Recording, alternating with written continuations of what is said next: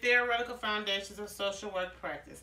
Hi, good evening. My name is Jacqueline Harness. I am a BSW student at Southern University A&M College. I am currently employed at a psychiatric hospital for the criminally insane and civil committed individuals who have been diagnosed with a mental illness. I'm a mother of two beautiful children, ages 7 and 12.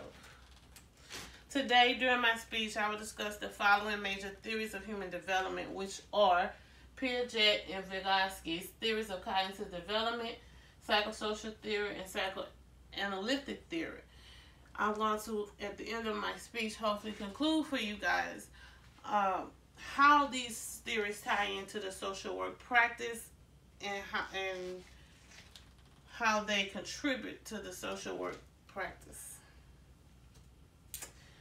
Piaget's theories of cognitive development. Stages of development. Just to name a few as you review the slides. Sensitive periods. Periods of development when an individual is most ready to acquire new ability. Teachable moments. Developmental tasks may reflect gains of physical, cognitive, social, and emotional development. Just to name a few. Piaget's theories of cognitive development. Cognitive schemes and disequilibrium. The cognitive schemes implies that cognitive schemas are the feelings, social relationships, and self-understanding designed with the same logic a person applies to the understanding of objects. Piaget also discussed a concept called disequilibrium, which views development as a project of discrepancies. However, in the psychosocial theory, it's regarded as a psychosocial crisis. Vygotsky's theories of cognitive development, approaches, and concepts. So, to name two of his approaches, social development and cognitive development, analyzes the development as a constant collaboration of individual and cultural contexts. Vygotsky mentions many concepts, but we're only going to discuss a few today. Lower and higher mental process, egocentric speech, zonal proximal development speech, intermental and intramental, which pertains to slow internalization and integration of roles and social expectations of others into significant awareness of an individual's role in society. Zonal proximal development, that you may have heard me mention recently, entails the developing of your systems of social relationships, encapsulating the different interpersonal and cultural contexts of all viewpoints of knowing, including knowledge relating to reasoning about the physical world or reasoning of relationships. So moving right along, we're going to talk a little about psychosocial theory and psychoanalytic theory.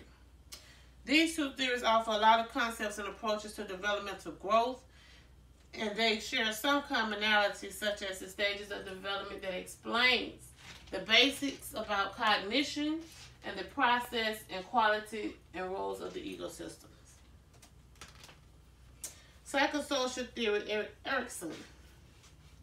While you're reading the string, I want to just name a few basic concepts, okay? Stages of development, developmental tasks, psychosocial crisis, the central process for resolving the psychosocial crisis, the radius of significant relationships, and coping. These two graphs, as you can see, are the 11 stages of the lifespan and also the stages of development.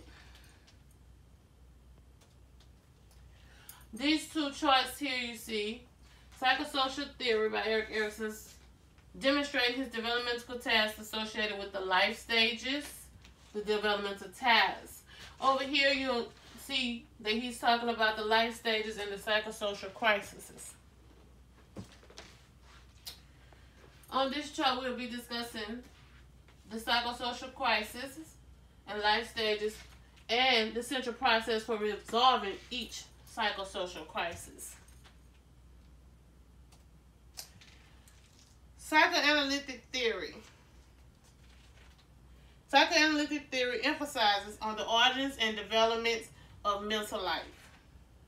Some specifics of human development, such as personality development, emotions, motives, motivations, impulses, control, morality.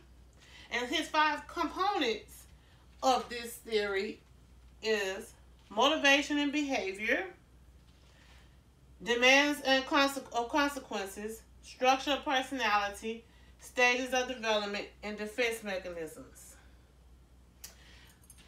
All these theories contains empirical research, their evidence-based practices, such as concepts and approaches to developmental growth, and can aid and guide in the social work practice.